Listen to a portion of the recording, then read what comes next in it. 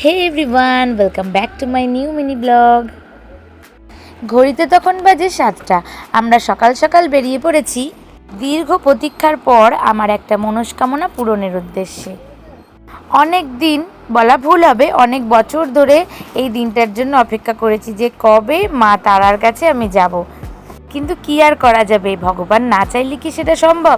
তাই অনেকবার বহু বাধা বিপত্তি পেরিয়ে, যেহেতু পরের দিন একটা খুব স্পেশাল দিন ছিল, তাই আমরা এই দিনটাকেই বেছে নিয়েছিলাম এখানে যাওয়ার জন্য।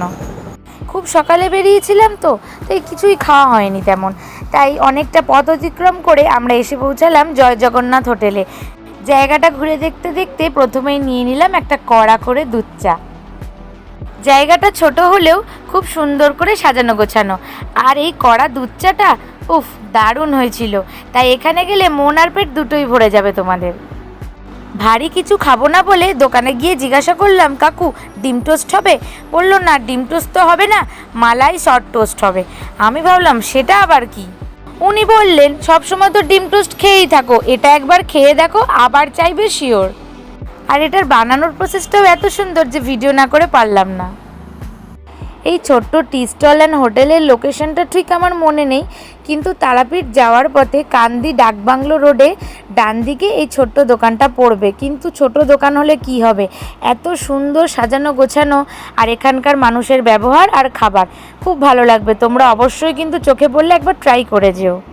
ফাইনালি আমার malai short toast ready to be served. সাথে ছিল সেই কড়া আদা দিয়ে দুধ চাটা। অ্যান্ড সিরিয়াসলি মালাই টোস্টটা কিন্তু দারুণ খেতে ছিল, আবার কিন্তু খাওয়ার আমার ইচ্ছা থেকে গেল। সো খাওয়া দাওয়া কমপ্লিট করে এবার আমরা আবার বেরিয়ে পড়লাম তারাপীঠের উদ্দেশ্যে। আমরা প্রায় চলেই এসেছি। ওই দেখো দূরে দেখা যাচ্ছে মা তারা সরণি। এখান থেকে সোজা চলে গেলেই মা তারার মন্দির। দূর থেকেই মাকে প্রণাম জানিয়ে চলে গেলাম হোটেল খোঁজার উদ্দেশ্যে। আমরা যেহেতু আগে থেকে হোটেল বুক করে আসিনি, তাই জন্য এটাই এখন গুরুদায়িত্ব। অ্যান্ড ফাইনালি কোন হোটেলে থাকলাম, কত টাকা ভাড়া পড়লো, সব জানতে হলে চোখ রাখতে হবে পরের ব্লগে। তো আজকের জন্য বাই বাই।